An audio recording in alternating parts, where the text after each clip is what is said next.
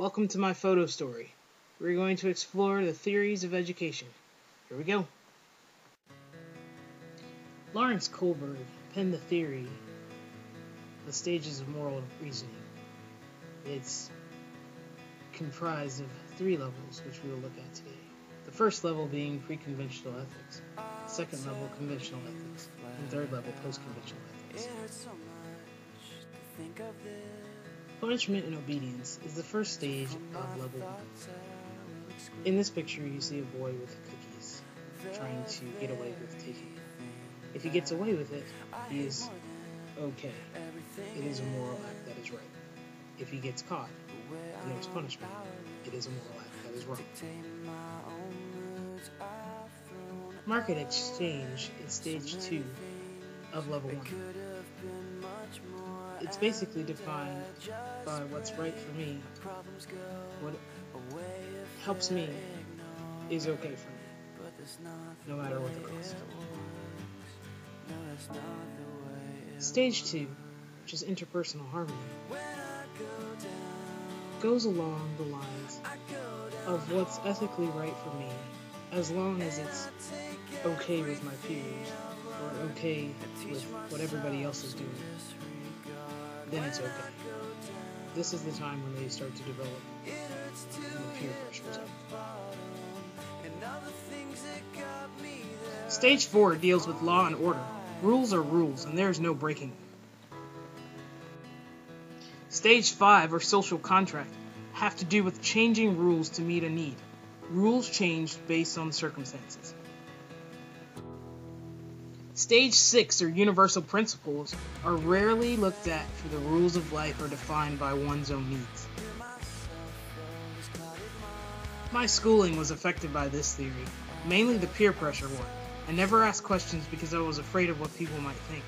If I didn't get it, I would just skip it. It wasn't until I got to college that my professor encouraged questions. Even now I still have trouble, but from experience I want my students to ask me what they don't understand, not worrying about what other people think or do. Urie Bronfenbrenner, Bioeco Model of Development. Bronfenbrenner's Circle of Systems. First, chronosystem. Time-changing influences. The child's education is greatly affected by things that change. Macrosystem has to deal with the culture that the child is in. Those can have a great effect on the child's education. Exosystem has to deal with the society, the influences, the parents, the jobs, the type of situation the child grows up in that can have an adverse effect on the school. Macrosystem is just basically interactions between family. Interactions between family and the interactions between peers. They should be similar, and sometimes they are different, depending on the situations. And lastly, the microsystem. Peers, school, and the neighborhood, as well as the family, all will affect the child in their learning process. I was brought up in a strict household. Education was a must. I was the oldest and was expected to be smart, just like my father. My surroundings at home were lack of moral support, but the overwhelming drive to succeed and not be another normal black American. I remember stuffing my F papers in the bottom of my bag come report time, not realizing my parents saw the real grades at student conferences. I vow to myself never to let my surroundings get in the way of my learning process. I want to relay this to my students. Education is about learning how to learn. That's what I want to teach. Erik Erikson penned the stage of psychosocial development. There are 8 lifespan stages that we'll look at today. Trust versus mistrust. The parent's responsibility to the child, as far as taking care of and providing for, will cause the child to trust at an early age. Mistrust is an outpouring of neglect. In autonomy versus shame, from 1 to 3 years old, the child is learning about mistakes versus shame. If the parent is okay with them making mistakes and not upset every time they make a mistake. Then they will develop autonomy. Initiative versus guilt deals with the why behind the child's actions. If the parents are encouraging and engaging, initiative will become the responsibility of the child. If a parent is overbearing, then this can bring about the guilt. Industry versus inferiority lines. Becoming successful in the things that you do, and not worrying about what everyone else is doing. Not being subject to fail because someone else succeeds. Succeeding at your own pace, but still succeeding. Identify versus confusion. When home fails to provide an adequate structure for upbringing, confusion is met with the child. And this is during the stages of teens, early teens to late teens. Intimacy versus isolation.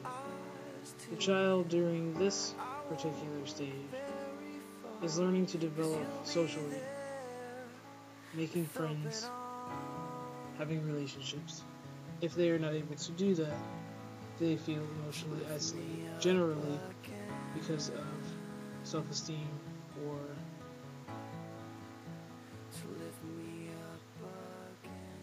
other issues. Generativity versus stagnation is just having a family and passing on what you learn to the next generation.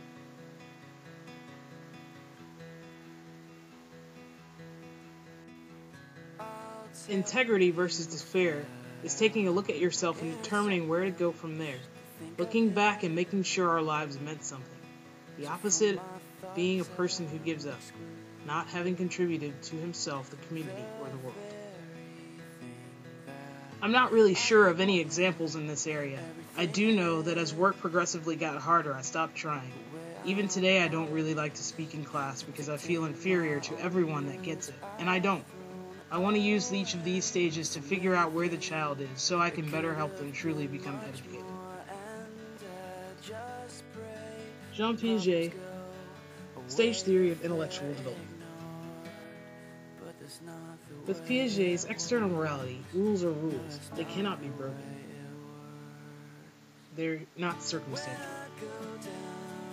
However, in autonomous morality, rules are subject to change based on the student's need. External morality in my classroom had to do with respect and getting your work done. Being homeschooled, our respect was for our mother, and not finishing our work was not an option. I remember a time when we crossed that line and Dad came home from work early. It wasn't a pleasant experience. My autonomous morality happened in 2nd grade. I finished a test and wanted to check my answers, so I did, and got in trouble for cheating. I want to ask questions before I make an assumption. I want to be able to give my children the benefit of the doubt, hoping they trust me and will make an effort to increase their learning. Lev Vygotsky, Socioculture Theory. The Vygotsky theory has to deal with culture to development, social interaction to development, and language to development. All of these play a huge role in a child's development in their education. Culture is important, social interaction is important, language is important to develop. In school, my mind worked a step behind people. I was hands-on. I believe that this theory brings out both sides of learning. Being able to use your mind, yes, but also engaging in your hands. I learned so much just by touching what I see. I want to give my students the option of learning in different ways. I, as a teacher, need to be able to break down anything and teach a subject many different ways, till I find one that works for the individual. Everyone is not the same. I incorporate that even now in my own private lessons. Nell Noddings and the Care Theory. In caregiving, the caregiver and the care receiver take a role. Each is supposed to respond in a certain manner. The response will be determined on the care given. Children need to hear they are doing a great job, even adults. Our mark for approval is always on the rise. I do not have an example of this, but I do intend to be concerned with and nurture the children in my class, especially those who are abused and neglected. I intend to reach out as needed and question when it is called for. Albert Bandura, Social Cognitive Theory. Social learning is about watching the other person and incorporating it for yourself. In the 4th grade band class, I was shown how to hold and play a clarinet. I took that and applied it to my instrument. I want to use the same applied in my classroom. Demonstrate, then initiate. Social cognitive theory, I believe, is another way of saying your interactions influence you. Children learn by interactions, media, music, games that they play. This is how I learn my music. I listen and watch other people perform and play or teach, whatever, and then I take away what I can use. I do this on a daily basis in class and out of class. Why not incorporate these into visual aids or hands-on experiences, using those experiences to teach the concepts of that day? Constructivist theory links ideas together to form an understanding using real-world opportunities, having a topic and building on that topic, kind of like a lesson plan. In school, we would have to memorize verses and eventually recite the passages at the end.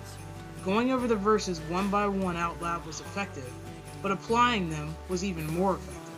Following up with a reading, then saying them to yourself in a mirror, and then reciting them without aid. You have to begin somewhere. If I was to use this in my classroom, it would be engaging, with the objective, followed by activities, concluding with an assessment. I would then be able to gauge where my student was learning and where my student was lacking. Concept-based learning is based on the student's learning style or disability. Unfortunately for me, this theory was not applied in my schooling. I was just supposed to know how to do things. It wasn't until college came around that my professors started to pinpoint what my learning disabilities were. Although not diagnosed, ADD plays a big role in my learning process. Things are harder to grasp unless someone is willing to break them down. I want to be the kind of teacher that understands each problem and can teach in different ways, till I find one that works for the student. I do understand that this will take time, but I want to be an educator, not a teacher.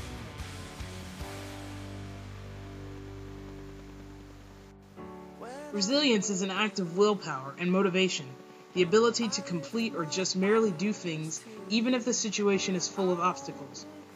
My greatest obstacle was when my grandfather passed away. He always supported my schooling. He always supported my music. I remember losing him while I was at Georgia State University. It was rough, but I didn't quit. He kept me motivated. He believed in me.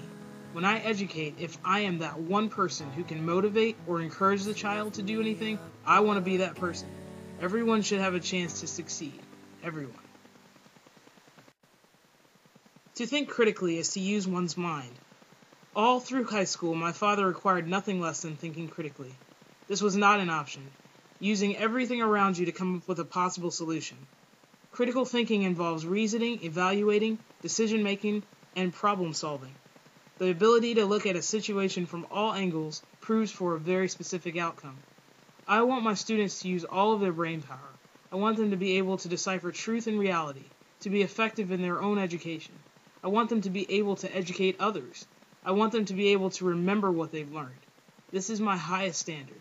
If my students cannot think critically with the proper tools, then I have failed as an educator.